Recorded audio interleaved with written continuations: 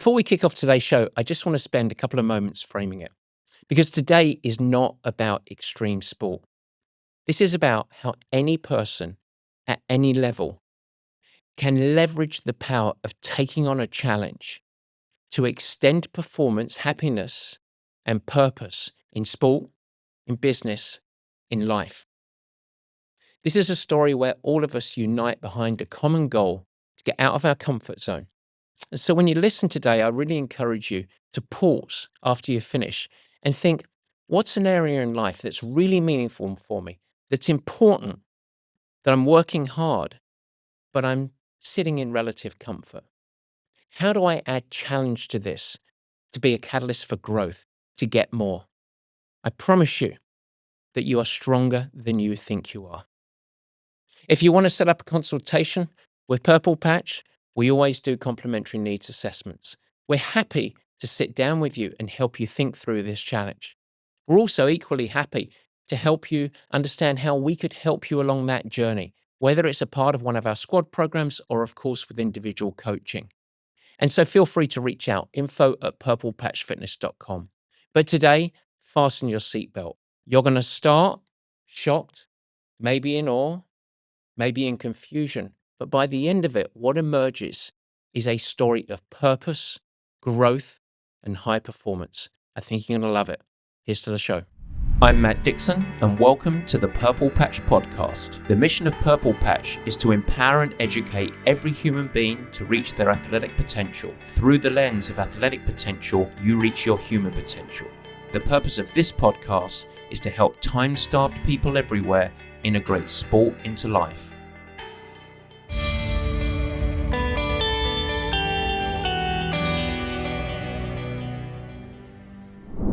And welcome to the Purple Patch Podcast. As ever, your host, Matt Dixon. And if you're watching me today, yes, I'm in a little bit of a different backdrop. Today, I welcome not just a wonderful, remarkable endurance athlete, but a key cog of the coaching team at Purple Patch, one of our senior coaches, Will Turner. His story matters because it's transferable to any aspect of life. And when you first start listening, you're going to think, what was Matt going on about in the introduction? Because we're going to unpack Will's incredible endurance feat. 6.5 Ironmans put together in a single race, an 8-day challenge at altitude through the incredibly demanding terrain, through the Sierras, starting in Lake Tahoe. 6.5 Ironmans in a row, trying to do them all in under 8 days. Very little sleep, massive adversity, huge challenge. And his story relates to you. It relates to you finding purpose, growth, high performance, better energy, and ultimately, I think, finding a source of contentment and happiness with yourself. We talk about identity, we talk about adaptability, we talk about resilience, we talk about the mental state. This is an incredibly powerful story. You're going to love it. It's transferable. It's going to help you. Whether this year you're thinking about starting to take up habits to fuel your performance across life, whether you're thinking about stretching yourself from a 5K to a half marathon, whether you're going to take on an Ironman for the first time, whatever your quest is, or as Will unpacks your BHAG, big, hairy, audacious goal, this one is for you. Now, you're also going to hear very clearly how Will is a remarkable coach. That's why he's one of our senior coaches, is a key part of our team. And so I hope you enjoy it. Without further ado, I give you Will Turner, and I will add that we'll send the link to all the information of the documentary that's gaining a lot of traction on his journey on what is the Sierra 9 to 14. Without further ado, I give you the meat and potatoes.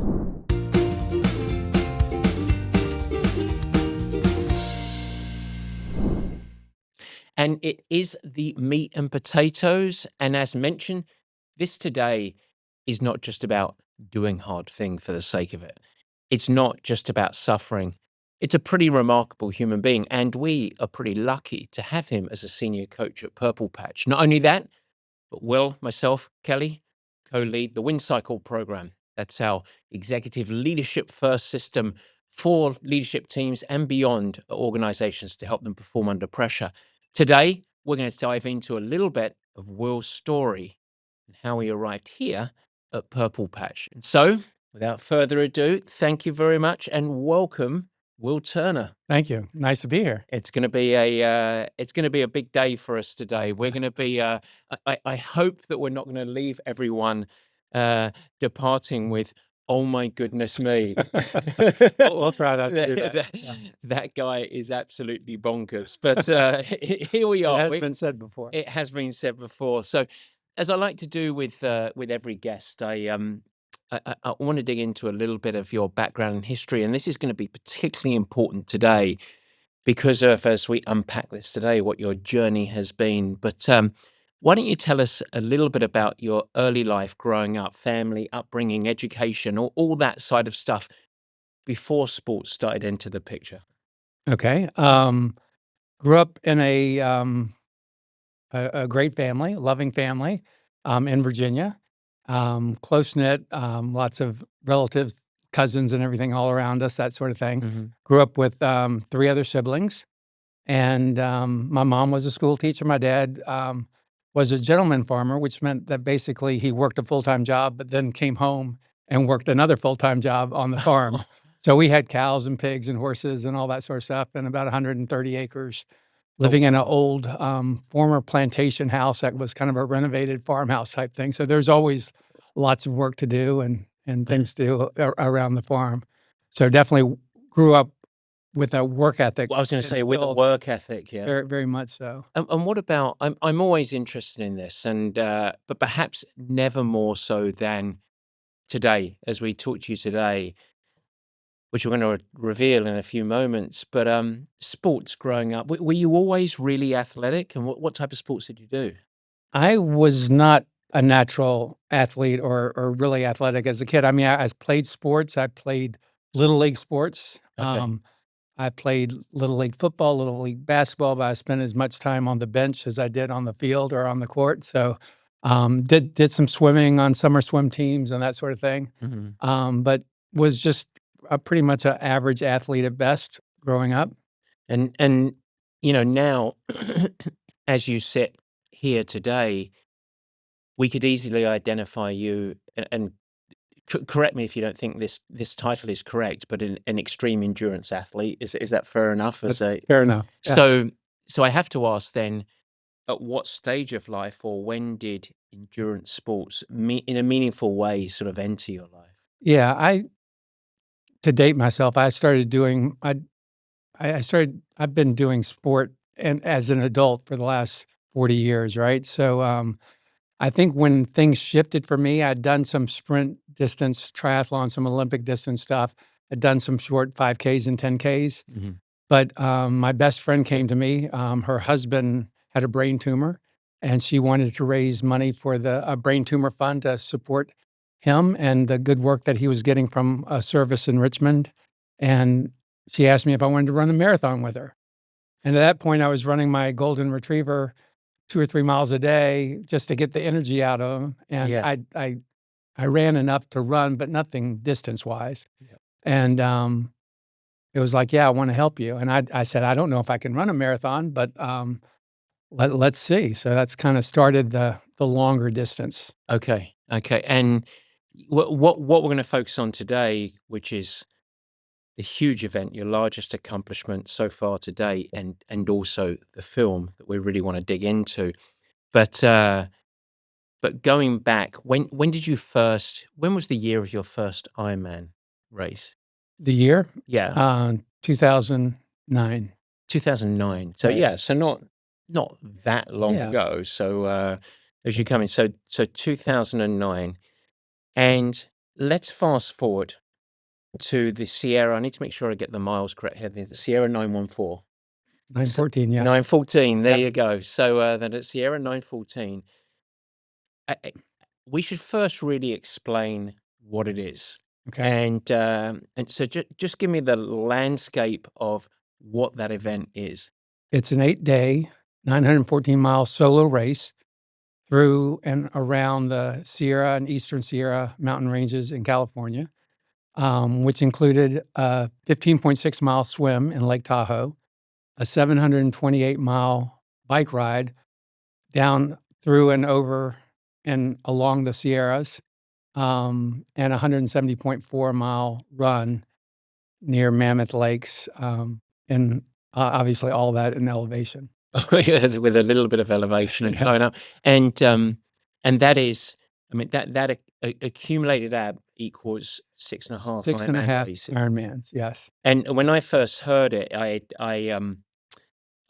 was curious whether you were doing it as swim, bike, run, swim, bike, run, swim, bike, run. But this was 6.5 times an Ironman distance swim followed by 6.5 out. Yeah, exactly. So this is So in the ultra endurance world, that would be a continuous ultra where you're stacking the swim, then the bike, then the run versus doing one a day type of thing. Okay. And I'll probably ask this question 5 times today, and it's my favorite question to ask you, which is why? Why? Yeah.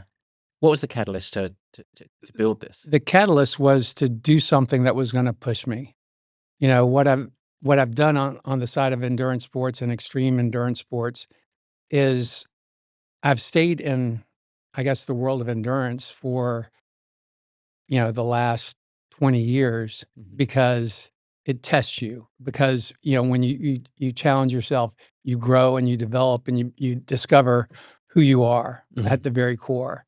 And to me, it's that mingling of not only having the physical push and challenge, but what it does to you as it shapes who you are and who you want to become.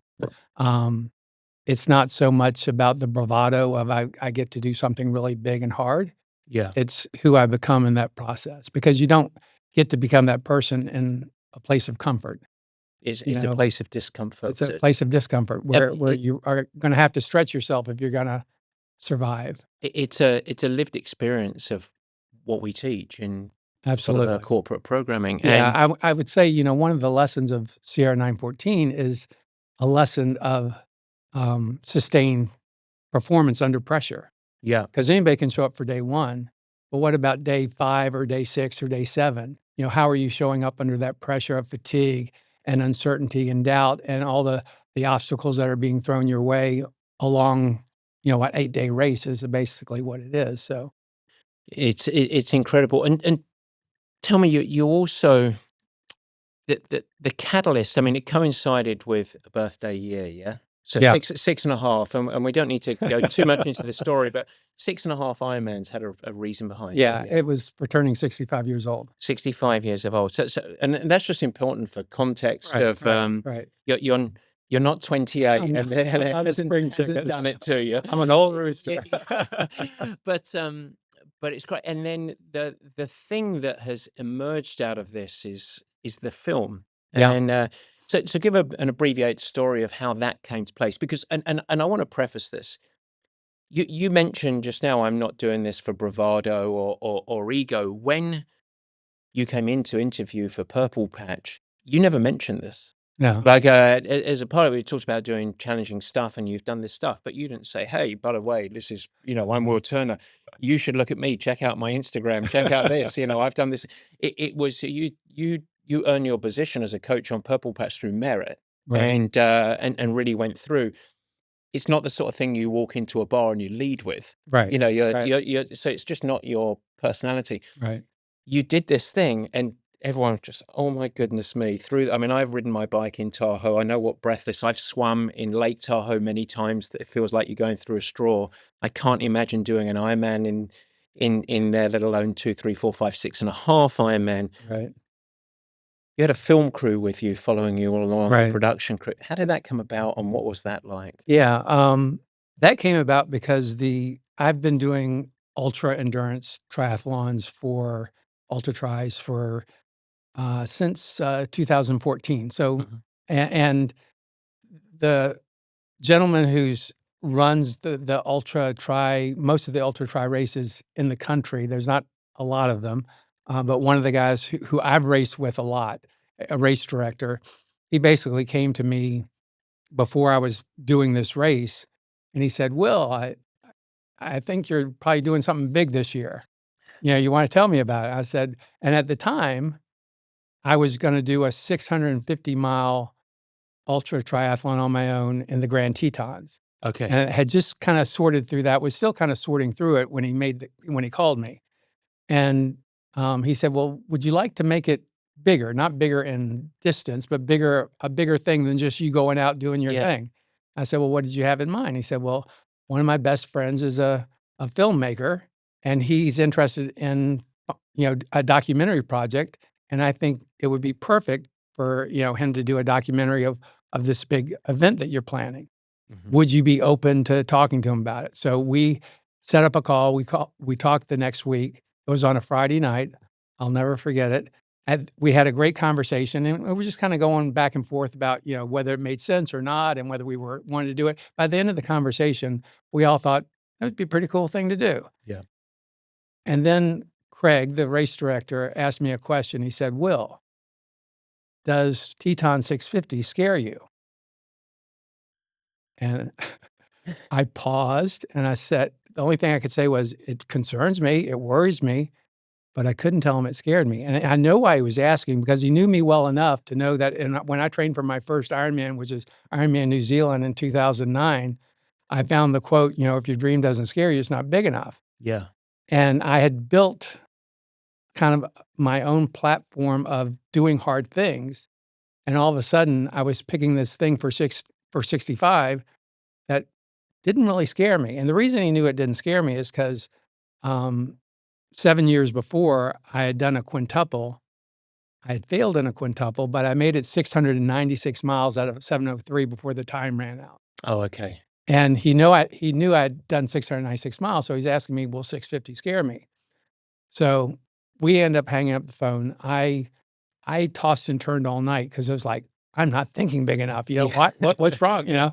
I went to the trails the next morning to run the trails, a typical Saturday morning. And the whole time it's just wrestling through my head. Rotate. Like, am I not thinking big enough? What should I be thinking about? Why doesn't it scare me? Should it scare me? All those questions. And then partway on the trail run, I'm like, okay, what's 6.5 Ironmans times 140.6, right? Yeah. So I can't do the math in my head while I'm Your running, right? laptop out. But I know it's more than 650. I mean, I know it's more than 650. So I'm like, I get back to the car, I pull out my phone, I do the calculation. It's 913.9. Yeah. And I'm like, okay, 914 miles. This is it.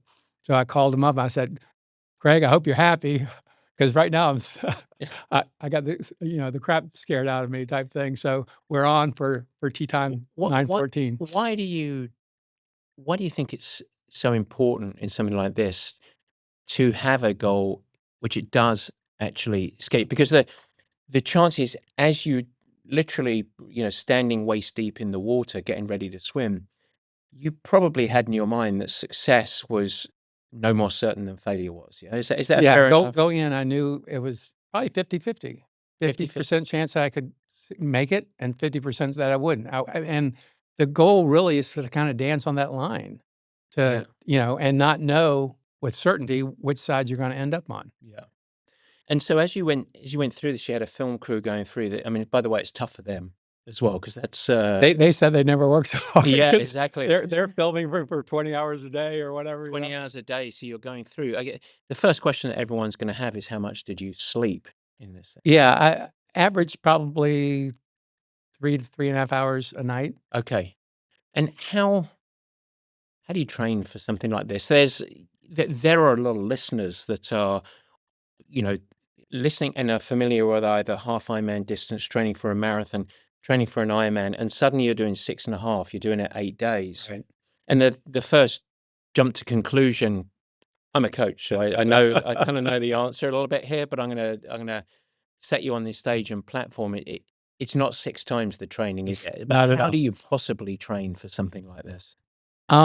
You're training for durability. You're training for strength. You're training just as much your mind as you are your body, Mm-hmm. and getting to a point. Yeah, you're not, training for, going from a half to a full Ironman. You're bumping up your training pretty significantly. Yeah. from a single Ironman to a double, you're bumping it up more. When you start getting into triples and quadruples and quintuples and decas, which are all out there in the ultra world, Yeah. you're not multiplying that effort, right? You're coming to a threshold where you're just stopping. It's kind of like ultra running as well. You're not running 300 miles because you're doing a 300-mile race. Yeah. I'm building up to all-day rides and that sort of thing, but I'm not doing. You're not doing 4 days of riding in a row. Exactly. And what about, I want to dig into the mindset a little bit here, which I think is really fascinating. How do you training the body is almost potentially the easier thing outside of the commitment and showing up. Right. I mean, it's very tough and you have to stay injury free. But how do you train or prepare the mind in a way? Was that something that you focused on, or was that sort of something that was delivered through or developed through learned experience? It's both. I mean, it's developed through learned experience if there's an intentionality and a process to kind of store that, learn it, retain it and repeat it type thing, which is something that I definitely do. But I'm always, I've over the years certainly have collected a toolkit, a pretty robust toolkit of things I can pull out along the way.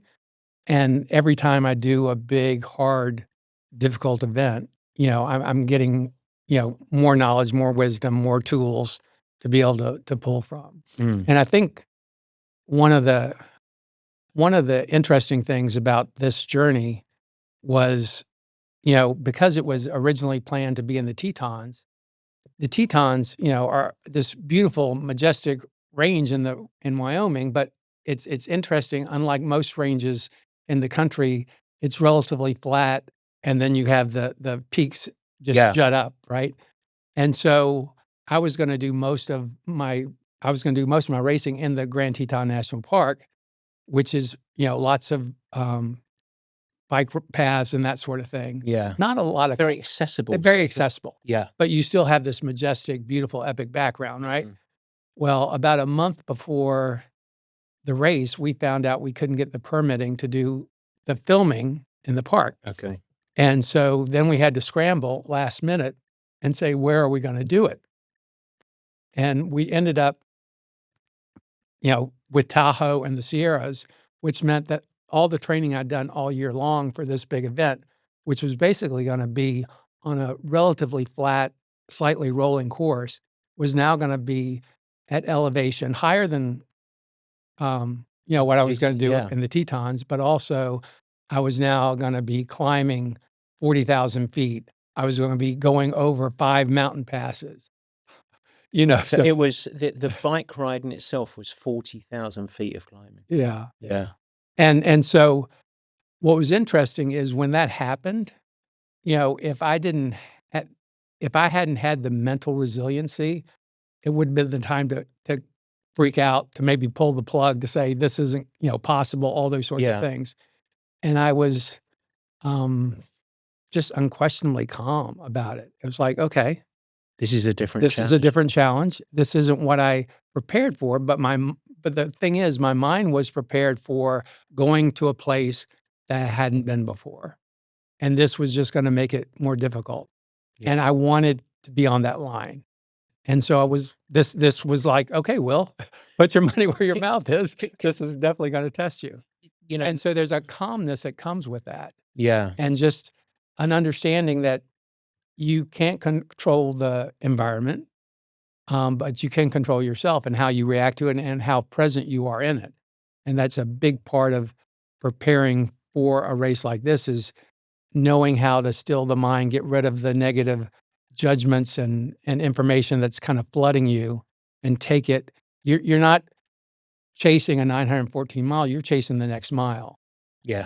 And so you've got to keep that mind small to what you can do and everything you can control in that environment. I mean, exactly. It's a really obviously the actual race itself is not accessible for many people to understand what it is. What is accessible is the lessons that emerge from that race experience. Right.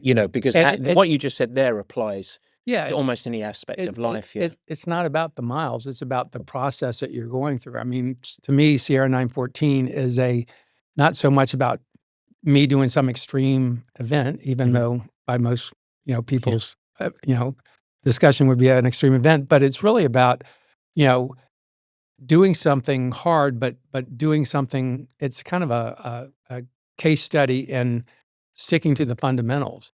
Taking a really big goal, breaking it down into actionable steps, figuring out exactly what needs to be doing, being very present in those moments, dealing with uncertainty and doubt and obstacles as they come along, working through fatigue, working through stress and other demands that are coming to you, and kind of taking it one step at a time, and not getting ahead of yourself.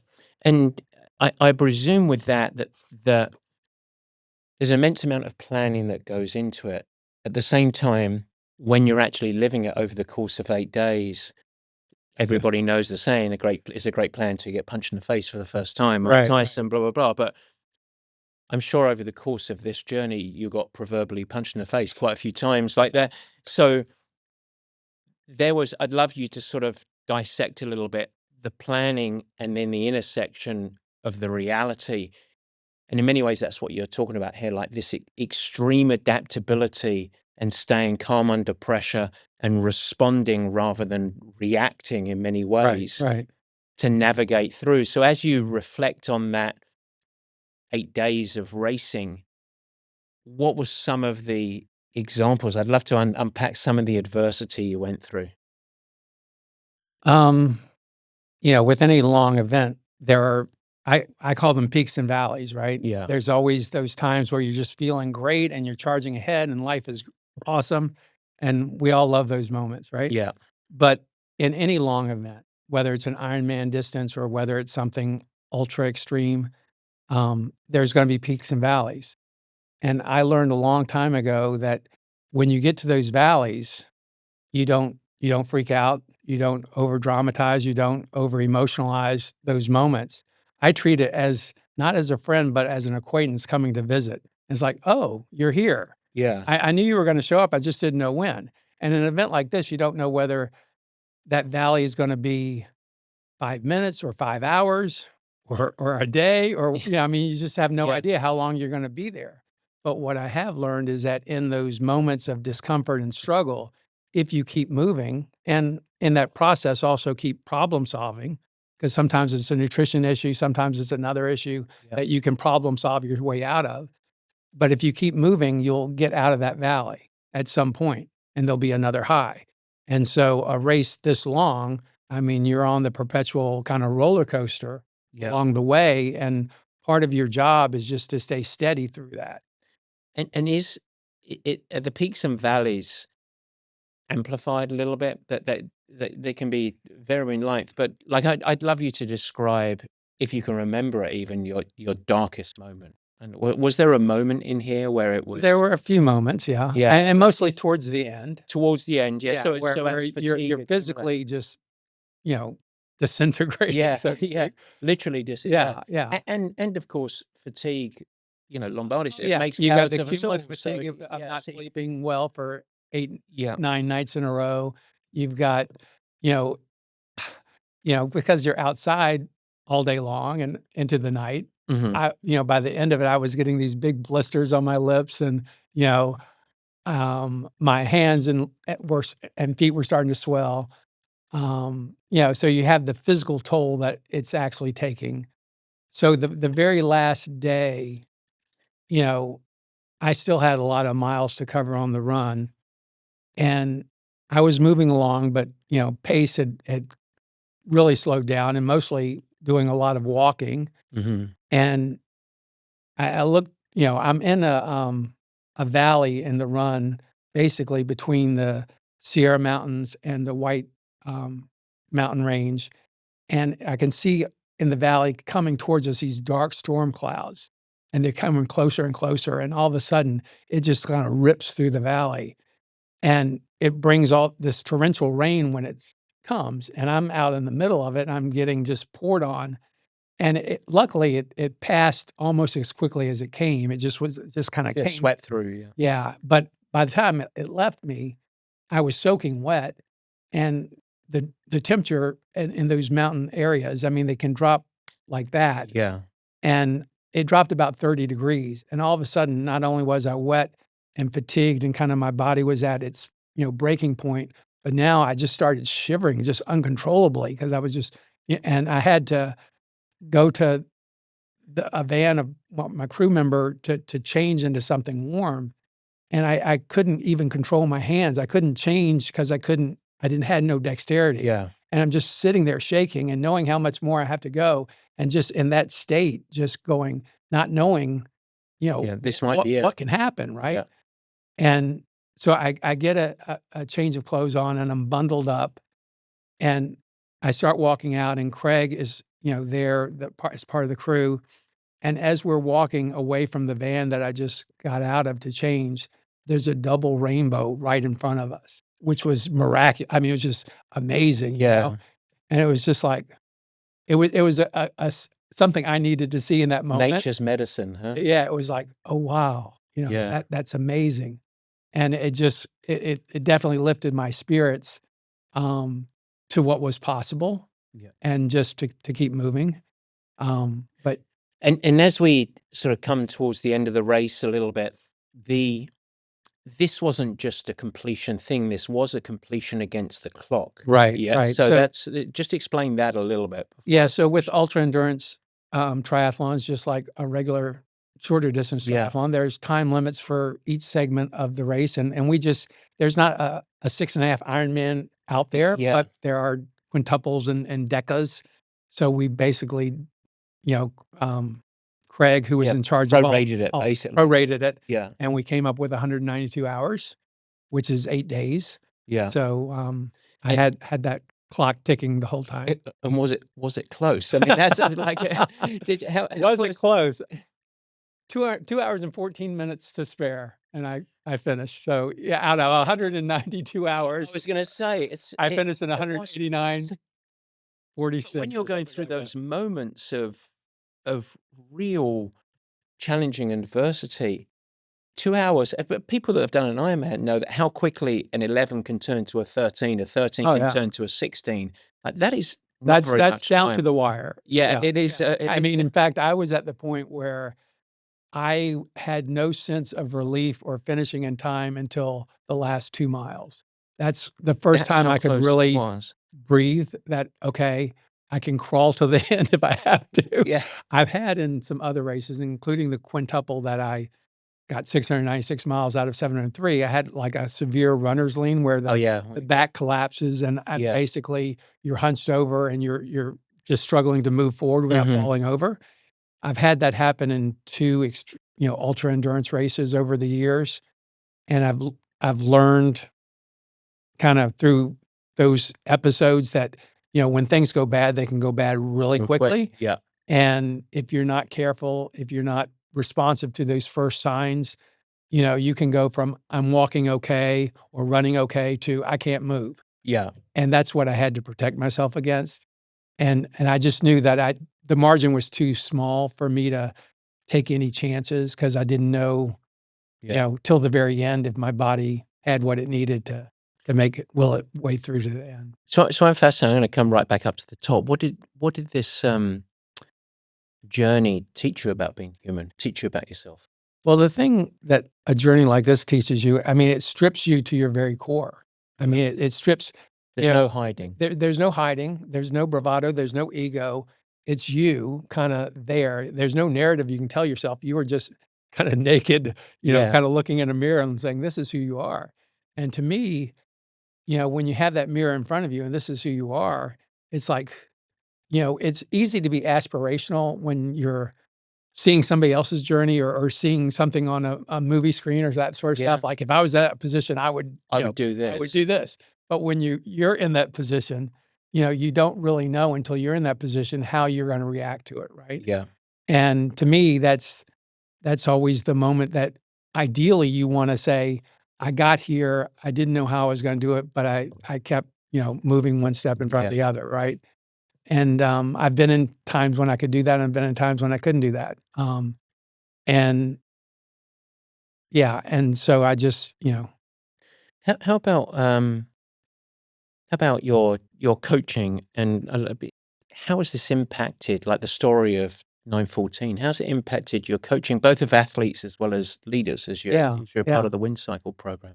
I think, I mean, one, I think a certain level of patience Yeah, and understanding that's a little deeper, a little bit more resolved, and knowing that it's not, I think sometimes we think it's all about toughness yeah, and whether it's in life, kind of a leader going, to tackle some big challenge, right? Or an athlete doing this same thing. yeah, And there's a point where, you know, toughness can get you through something, but yeah, there's a point where toughness for toughness can actually hurt you, yeah, right? It can actually, be to your detriment. And so what I've learned, it's more about identity. It's more about knowing what to do in the moments, knowing what to do when adversity shows up, and really how to make those decisions under pressure that, I want an athlete that not just has a great performance on race day, but knows how to deal with all the adversities that they face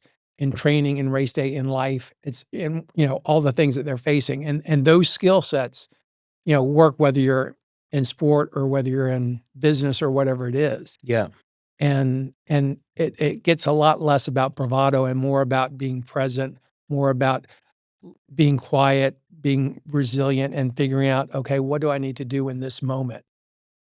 Not how do I feel, yeah. but what do I need to do in this moment that's going to help move things forward? I bet there are people listening or watching right now, and there's perhaps a mix of, wow, that's amazing, incredibly inspiring.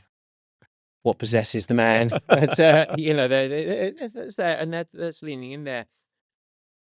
But they might feel a certain emotion, but not necessarily connect to it. Of like, I'm busy. I got a job. I got a family, etc. That's like I'd never do anything like Right. that. What would you say to them? Because the story is incredible. I mean, it is an amazing human feat. We put it out there absolutely, and we're in a Purple Patch. We're incredibly proud of your accomplishments, your individual accomplishments.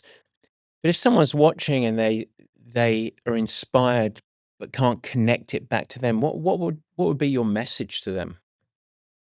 My message would be, if it's easy to maybe not have it connect with you if you think it's about what I did Yeah. and you think about the miles. 914 miles sounds like a lot of miles, right? Yeah. But it's not about what I did. It's more about how I did it. And again, it's being present. It's you know, that was a mountain for me because I've had 15 years, 20 years of kind of building, to Towards get that. there. Most people don't have that. Yeah. And so they've got to start with where they are. So we all have those big challenges, those things that, you know, demand more of us than we've given in the past. And so my 914 miles might be somebody else's, hard season, might be somebody going through a health journey. It may be somebody that's, doing their first marathon. The 914 miles is not the thing here. What's the thing is finding something that's really going to challenge you from where you are right now and stepping into that, having the courage to step into that, to give it what you can and to explore who you are. And I wasn't planning to ask this, but it bubbled up as you were saying that. I want to talk a little bit and just ask your perspective on two that may be linked together, which is belief and confidence. Yeah. How do you see people, and you can start with you if you want, it's up to you, but where does belief come from? How do we develop confidence? I'm fascinated in your perspective on that because you took on the biggest challenge that did, and I'll say it in my very cute English way, scared the shit out of you appropriately. Right. Um, so where does belief come from? Let me back up a little bit. Yeah, So, with Wind Cycle, we do a lot of leadership training, and I've done that before I came to Purple Patch as well. And one thing that has always been a premise that I've taught and believed in myself is, our beliefs impact our attitudes, and our attitudes impact our behavior, and our behavior impacts our results.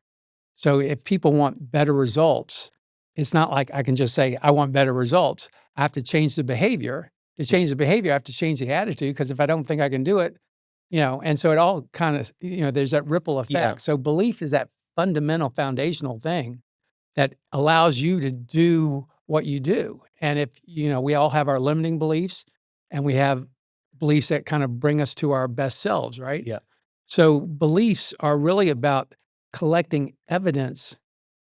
And the way we collect evidence is by, doing the things that give us that ability to know that we can. Yeah. It's those little wins along the way that, I think of them as mental deposits. When we do a hard thing, we're making a mental deposit that I did this hard thing. Yeah. And we start stacking those mental deposits enough, and it's instilling the belief that, okay, now this helps to form our identity. Our beliefs are informing our identity. And when that identity is, I'm Will Turner and I do hard things with intention, then when I face those difficult challenges Outside in broader life, like not just in every life, it's like, okay, this is who I am. It's not a decision. It takes away the negotiables, and it's not like, do I want to do this or not? Well, I do hard things. Yeah. I'm not afraid of hard things. Bring it on. And so that belief isn't just, you're not born with it. Yeah. Right. But you've instilled it in yourself with everything that you've done up to that point. And through your perspective, it's impossible to build that evidence when you're sitting in a place of comfort. Is that fair enough? Exactly. I love the Brene Brown quote. She says, you can choose comfort or you can choose courage, but you can't do both at the same time. Yeah. And to me, to kind of extend on that, we're not going to be more capable or courageous if we sit on the sidelines, if we wait and, to see. We're only going to become more capable and more courageous if we step into the arena, right? Mm-hmm. And we actually do and start the process. So, it's easy to be, I have struggled a little bit with people saying, "Oh, you inspire me." Not that I'm glad if that's the case, but what often they mean is, your story was amazing, but I'm just going to sit on it, right? Yeah. If with true inspiration, the question is, least okay, now that action. you've been inspired, what are you going to do? Are you going to just sit with it, or are you going to find something that's going to want you to, bring forth your best to do something with that? Well, give some advice on that, because your inspiration leads to action. So if somebody is listening and wants to take action, we're at the start of the year, pretty much. Absolutely. So got a whole year ahead. It's a good time for it. Yeah.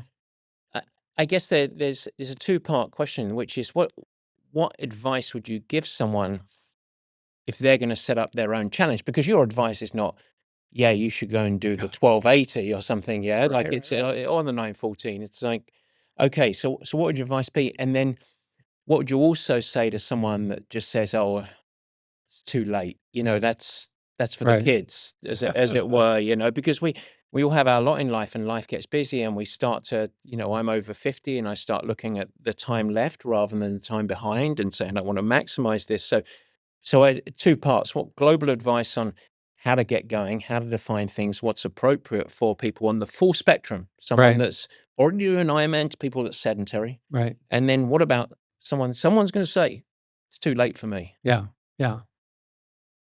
First, I'd say everybody's journey is their own, right? Yeah. And I had what we haven't talked about was, part of my journey up to this point was I did 60 Ironmans a year. I turned 60.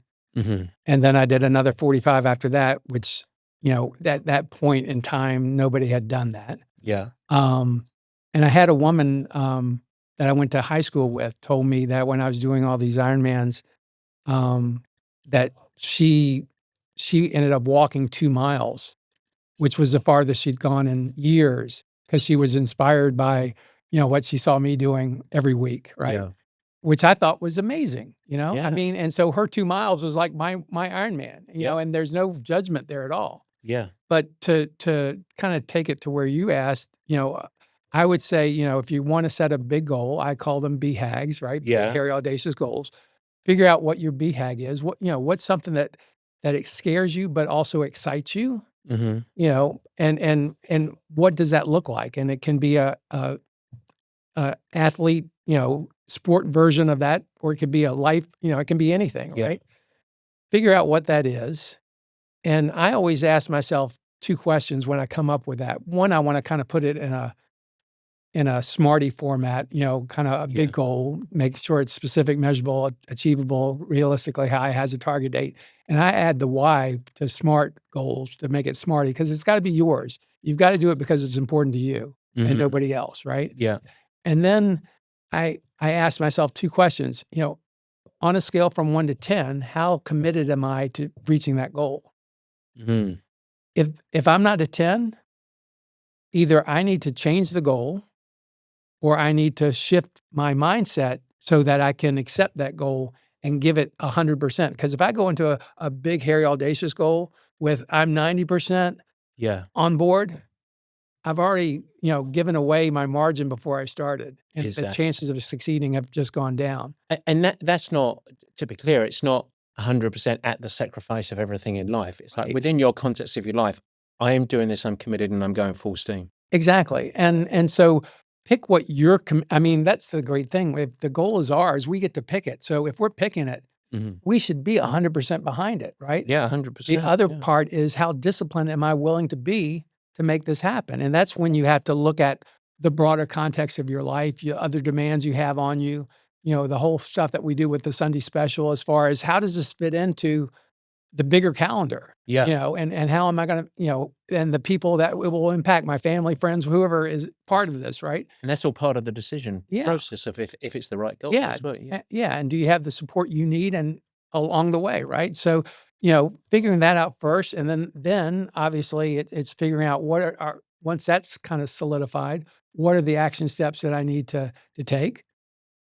How am I going to prepare myself? And part of it is normalizing the fear and being okay to be present in it, because that's part of the process is I'm putting myself out there in a very vulnerable place. Yeah. And there has to be courage to take on something that I'm not sure that I might fail at. Yep.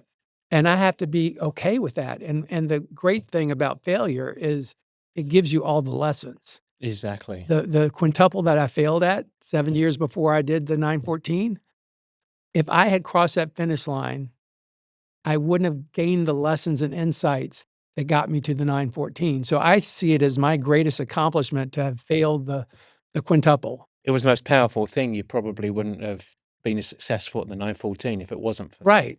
Yeah. And it kind of stripped me down. It humbled me. And it's like, okay, well, let's evaluate why this happened, what you can do differently, what you need to learn, how you need to respond and be in that moment differently moving forward, all those sorts of things. For me, one of my most humbling experiences was my journey as a pro athlete ended in chronic fatigue. I mean, but by all definitions, really a failure relative to all the commitment and all the hard work and the sacrifice and moving to Los Angeles. But I always talk about that as being, I channeled that and all of those lessons into coaching. And you wouldn't be the coach you were today if it wasn't for that. Yeah. It's the absolute backbone. And I don't think there's a day that goes by that I don't remember that. And it was the most, and I'm going to share a little bit here, like that experience. It wasn't just that I got really tired and got chronic fatigue. I absolutely lost identity for probably 2 years. Not only, you think about, you are absolutely humbled. And then for the year afterwards, just being lost and directionless, and like you said, without you've lost your identity, lost so everything. you're lost. Yeah, I mean, who am I now? exactly. And it was only when I channeled all of that frustration into, I am going to coach, that it enabled me to reflect for a different reason, and another purpose emerged. One that ultimately, interestingly, was much more powerful, and I think I was coaching for the right reasons. I think I was probably competing in triathlons professionally, in part trying to prove a point, Right. part in ego. It probably was in part for bravado. Yeah. I like I think a lot of us get into this sport because we're driven first, right? And Yeah. we're achievement oriented, that sort of thing. But there's a certain amount of ego that's also wrapped up in that. We want to win, we want to do well, whatever our goals are, right? I went into Ironman New Zealand as a 50-year-old, as a BHAG for turning 50. Yeah. And, I thought about the Ironman tattoo as, a symbol of my accomplishment after the Ironman.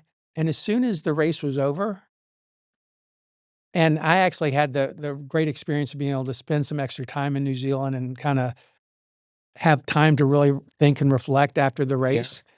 And what I left New Zealand with was that I didn't want to continue in endurance sports to feed my ego. I wanted to use it as a way to nurture my soul. And there's a big difference there. Yep. And ever since then, that's driven my decisions. And it doesn't mean I don't want to do well. It doesn't mean I don't want to do my best. And it doesn't mean my ego is completely gone. Yeah. But it does mean that that's not driving the decision making anymore.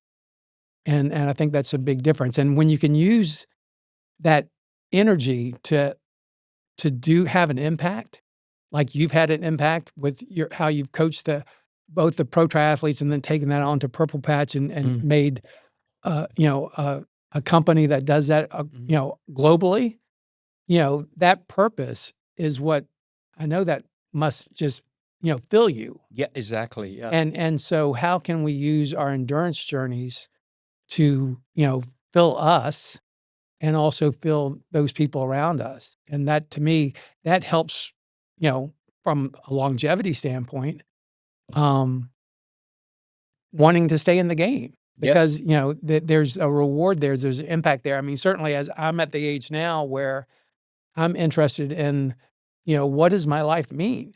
Mm-hmm. And I want it to mean that I'm having an impact on other people.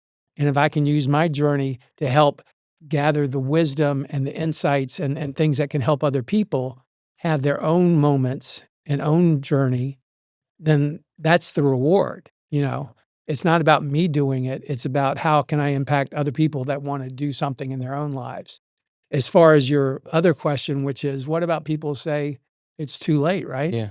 I've missed the boat. The cliche answer is it's never too late. Yeah. But the deeper, more honest answer is that, I think there's two things here. One is we have to, if we're an athlete, we can't always go back to our glory days that we're, and think that we're going to restore that, right? Yeah. And that's our goal is to, get where I was 10 years ago. And we have to be honest with ourselves and say, where am I right now? And what do I want to do right now? What's my capacity? Yeah. And where do I want to go? And the thing, I think some people think that as we get older, we lose that capacity or we lose that capability. The flip side of that, and that's partially true. I mean, depending on what you're measuring, but also on the flip side of that, we've gained understanding, we've gained insights and wisdoms and feedback and experiences that we didn't have 20 years ago. Yep. And that helps us discern what really matters, what's really important to us, and finding those things that are going to really resonate with us that we can take out into the world. And I think I think as you get older, you have the chance to do that. And it doesn't mean that you have to do 914 miles. You find your own path to whatever it is, where you can still make an impact, where you can still feel fulfilled, where you can still do something that's meaningful to you and the people around you.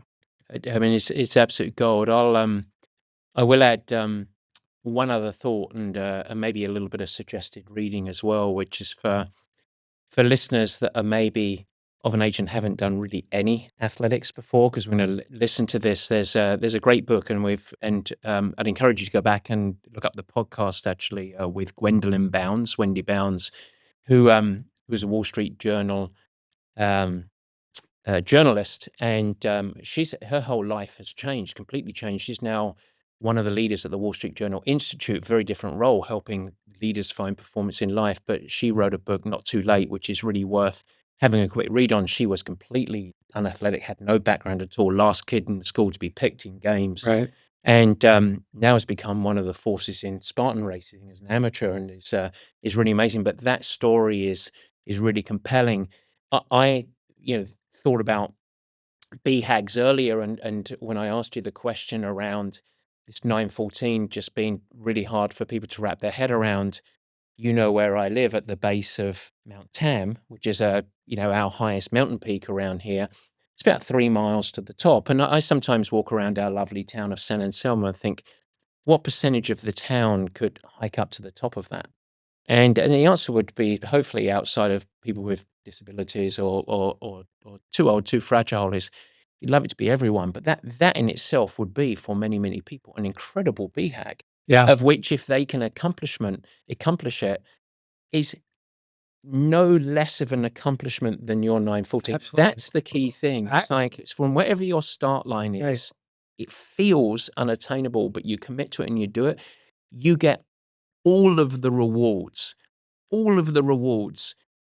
that you get outside of someone filming and doing a highly successful documentary. Outside of that, fair enough. But all of the awards come from it. Yeah. And I actually did that last time I was in San Francisco. I actually climbed Yeah. Well, Mount Tam. you went up the really steep I went up sections. to the really steep section, but I did it at daybreak. So we left with headlamps on and got up to the top with the cloud cover and then the sun rising over that on top of the mountain. And you're absolutely right. I mean, that experience was just like, and it was hard. I mean, it was hard for me Yeah. to get up to the top because it's really steep and Yeah. and it's an effort. But when you get up there, it's just Right. amazing. And the sense of accomplishment too is just like, It's nowhere else, and it builds confidence like no other for anything in life. I guess to finish it off, what would be your closing message if you want listeners to walk away with one single message? Would there be one that you would have? there's more than one, but I'll stick with one. I think, we're all more capable than we realize. And the only way we can find out how truly capable we are is to do hard things, to get that BHAG, to find something you're really passionate about, and not to sit on the sidelines and not to wait till you think it's too late, but just to go for it. Go for it. If you're not inspired, well, I don't know what to say. Well, thank you so much for thank you on a couple of levels. Number one, thank you for being on the show, obviously. But more than that, thanks for being such an integral part of Purple Patch. It really has been great having you on the team. And thank you for your partnership on the Wind Cycle program, our newest program that is growing under our feet. Yes. And it's sometimes hard to even keep our hands wrapped around it. It's accelerating so quickly, and it's such a fun, crazy journey that it is. But really deeply appreciate all of your work so far. And Thank you. I tell you what, if you do have the desire to do something challenging in your life, wherever your starting line is, I can think of very few people better served to support you in that journey than a certain Will Turner.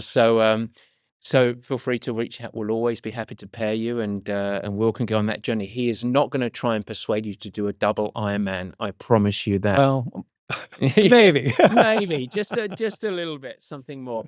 Guys, thank you so much, and appreciate it. Have a great day. We will see you next week. And this is all about high performance. Today we had Will Turner, who is an epitome of high performance. Take care. Folks, if today resonated with you, if you're inspired, I want you to pause and reflect. What's one area in your life where you're just sitting in comfort, on autopilot? What can you do with one action this week to add a little bit of challenge, a bit of growth opportunity, where you can maybe step out of your comfort zone and feel a little bit of an accomplishment? Is it walking every day after dinner?